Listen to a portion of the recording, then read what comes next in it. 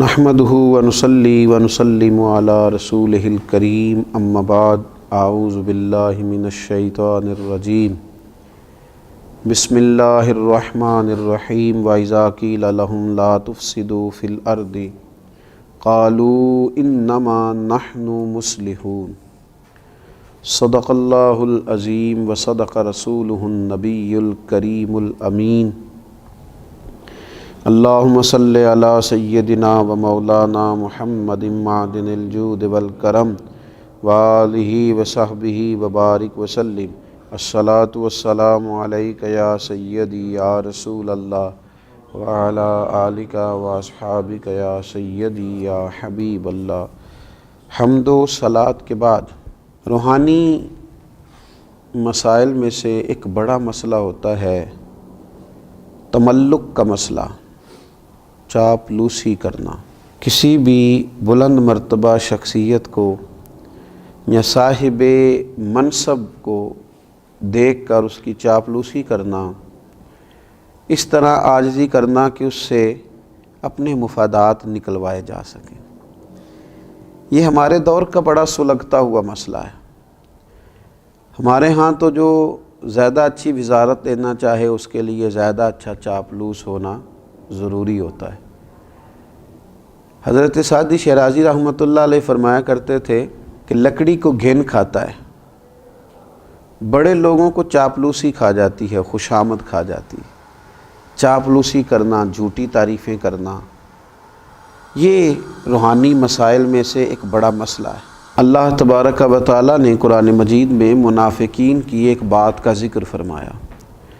وَإِذَا قِيلَ لَهُمْ لَا تُفْسِدُوا فِي الْأَرْضِ، جب ان سے کہا جائے نا کہ زمین میں فساد نہ پھیلاؤ، قَالُوا إِنَّمَا نَحْنُ مُصْلِحُونَ، کہتے ہیں ہم تو سنوارنے والے ہیں، ہم تو صلح جو لوگ ہیں۔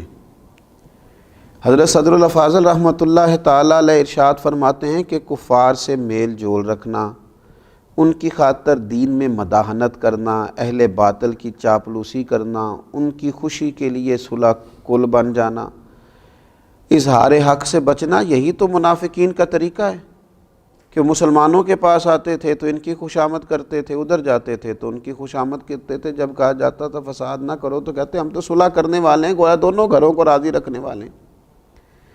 چاپلوسی کرنا، خوشامد کرنا اور ناجائز کرنا۔ اگر آپ کسی شخص کو اچھا جانتے ہیں تو اس کے لیے خیر کے جملے کہیں، لیکن اس کی پشت کے پیچھے بھی تو کہے جا سکتے ہیں۔ ہمارے زمانے کے اندر منہ پر تعریفوں کے لمبے پل ہیں، لمبی باتیں ہیں، لمبی تعریفیں ہیں، لیکن پشت کے پیچھے اللہ اکبر، یہ وہی لوگ ہیں جو سامنے بڑی تعریفیں کر رہے تھے، لیکن جب وہ شخص چلا گیا تو پھر ان کا ذوق ہی بدل گیا۔ تو یہ ایک بڑا عجیب مسئلہ ہے۔ یہ کون لوگ کرتے ہیں یہ کام؟ زیادہ تر یہ وہ لوگ کام کرتے ہیں جن کی طبیعت آرام پسند ہوتی ہے، خود محنت نہیں کرنا چاہتے، کسی کی چاپلوسی کر کے، کسی کی خوشامد کر کے اپنے معاملات زندگی چلانا چاہتے ہیں، خود مشقت کا رستہ اختیار نہیں کرتے۔ کچھ لوگ ایسے ہوتے ہیں جنہیں منصب چاہیے ہوتا ہے تو وہ کسی صاحب منصب کی اتنی رج کے تعریف کرتے ہیں، اتنا اس کے پیچھے چلتے ہیں، اتنا آگے لے جاتے ہیں، اس کی کسی غلطی کو غلطی ماننے کو تیار نہیں ہوتے۔ صرف اتنی بات ہوتی ہے کہ اس صاحب منصب کے ساتھ ملوں گا تو کوئی چھوٹا موٹا عہدہ مجھے بھی مل جائے گا۔ کچھ لوگ اس لیے چاپلوسی کرتے ہیں کہ انہیں شہرت کی ضرورت ہوتی ہے، انہیں چاہیے ہوتا ہے کہ میرا بھی نام ہو جائے، کسی بڑی جماعت کے نمائندے بن گئے، کسی بڑے آدمی کے نمائندے بن گئے تو اس کی جائز ناجائز ترجمانی کر کے وہ کیا کرتے ہیں، وہ اپنے لیے شہرت کا سامان اکٹھا کرتے ہیں۔ یہ لوگ ایسے ہوتے ہیں کہ جن کی پھر کوئی اپنی زندگی نہیں رہتی، کوئی اپنی شخصیت نہیں رہتی، کوئی ان کا اپنا وقار نہیں رہتا۔ ہاں، اگر تم نے تعریف کرنی ہے، اگر تم نے کوئی بات کرنی ہے تو رب رسول کی کرو، حضور کے صحابہ کی عظمت بیان کرو، نبی پاک کی اولاد پاک کا ذکر کرو، اولیاء اللہ کا ذکر کرو، دین اسلام کی تعریف کرو، دین کی حمایت کرو، دین کے بارے میں لوگوں کو آگاہی دو۔ اور پھر ڈھیر سارے لوگ ایسے ہوتے ہیں کہ جب وہ کسی کی تعریف کر رہے ہوتے ہیں تو پھر انہیں اس کی تنقید بھی کرنی پڑتی ہے اس پر جو اس کا مخالف ہوتا ہے۔ اس کے دشمنوں کے بارے میں انہیں برا رویہ بھی اختیار کرنا پڑتا ہے۔ اس کا لازمی نتیجہ یہ نکلتا ہے کہ پھر یہ عداوتیں پھیلاتے ہیں، نفرتیں پیدا کرتے ہیں، بہت سارا نقصان ان کی وجہ سے ہوتا ہے۔ بغض، کینہ، عداوت، ان چیزوں کو فروغ دینے میں یہ چاپلوس لوگ بڑا کردار ادا کرتے ہیں۔ تو اپنی زندگی میں بندہ وقار والا بنے۔ ہاں، کوئی شخص اگر صاحب کمال ہے، اس کی تعریف کی جائے، اس کے لیے خیر کا جملہ کہا جائے، لیکن اتنا جس حد تک کہ وہ ہے۔ بریلی شریف کے بہت بڑے بزرگ تھے، شیخ الحدیث حضرت مولانا تحسین رضا صاحب رحمۃ اللہ تعالی علیہ۔ مجھے کچھ ان پر لکھنے کا موقع مل رہا تھا تو میں نے لکھ دیا کہ حضرت تہجد کے وقت اٹھتے ہیں، تہجد پڑھتے ہیں۔ میری ان سے بڑی عقیدت تھی۔ تو حضرت صدر العلماء رحمۃ اللہ تعالی علیہ مجھے فرمانے لگے، مجھے فون آیا ان کا، کہنے لگے میں تہجد کی نماز نہیں پڑھتا، میں رات کو دیر تک مجھے مطالعہ کرنا پڑتا ہے، صبح چونکہ مجھے اسباق پڑھانے ہوتے ہیں تو میں رات ہی کو کچھ نوافل ادا کر کے لیٹتا ہوں۔ الحمدللہ سالوں بیت گئے ہیں، فجر کی نماز تو کیا جماعت بھی میری کبھی قضا نہیں ہوئی، جماعت سے فجر پڑھتا ہوں، لیکن تہجد میں پابندی سے نہیں پڑھ پاتا، میں اٹھتا ہوں۔ وہ بات لکھو جو خوشامد کے دائرے میں نہ جائے، جو ایسی نہ ہو جو خلاف واقعہ ہو۔ ہمارے بزرگ اس کو سختی سے ناپسند کرتے، سختی سے۔ ہم نے دیکھا کچھ مشائخ کو دیکھا، اگر کسی شخص نے مبالغہ آرائی کے ساتھ ان کی تعریف کی تو انہیں روک دیا، انہوں نے کہا نہ بھائی میں اس منصب کا اہل نہیں ہوں، مجھے صرف وہ کہو اس منصب کا میں اہل ہوں۔ لیکن یہاں خوشامد ہے کہ بڑی لمبی چوڑی ہے۔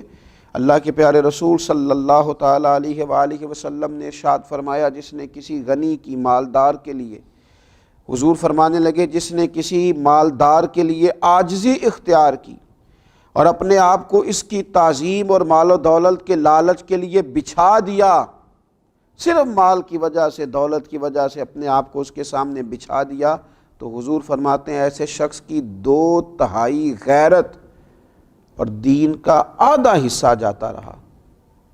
2/3 غیرت چلی گئی، آدھا دین چلا گیا، کیونکہ اس نے مالدار کے سامنے خوشامد کر دی، اس نے جناب اس کے سامنے اپنے آپ کو جھکا دیا۔ ہاں، ایک جگہ خوشامد کرنے کی اجازت دی میرے نبی پاک صلی اللہ تعالی، حضور نے اجازت دی۔ اللہ کے محبوب علیہ السلام فرمانے لگے، یہ بھی امام بہقی نے اس کو لکھا ہے، حضور علیہ السلام نے فرمایا خوشامد کرنا مومن کے اخلاق میں سے نہیں ہے، مگر علم حاصل کرنے کے لیے خوشامد کر سکتا ہے، اپنے اساتذہ کے لیے، اپنے مشائخ کے لیے، ان کی محبت میں کچھ ایسے کلمات کہہ سکتا ہے جس سے ان کا دل اس کی طرف مائل ہو اور اپنے سینے کے علوم سے اسے آگاہ کر دیں۔ یہاں وہ ایسے الفاظ اختیار کر سکتا ہے، ورنہ اسے خوشامد کی، ہمارے تو گھروں میں اس آدمی کی حکومت ہوتی ہے جو خوش آمدی ہوتا ہے، ہمارے تو علاقوں میں اس شخص کی حکومت ہوتی ہے جو خوش آمدی ہوتا ہے، تنظیموں میں، جماعتوں میں، اداروں میں، خانقاہوں میں خوش آمدیوں کے غلبے ہوتے ہیں۔ یاد رکھنا، خوش آمدی پیچھے رہ جاتے ہیں اور کام کرنے والے آگے نکلتے ہیں۔ کام کو ہی دوام ہے، کام ہی ہمیشہ باقی رہتا ہے، خوش آمد نہ کریں، کام کریں، ڈیوٹی کریں۔ یہ خوش آمد تو ایک روحانی مرض ہے، اللہ تعالی ہمیں اس مرض سے نجات عطا کرے۔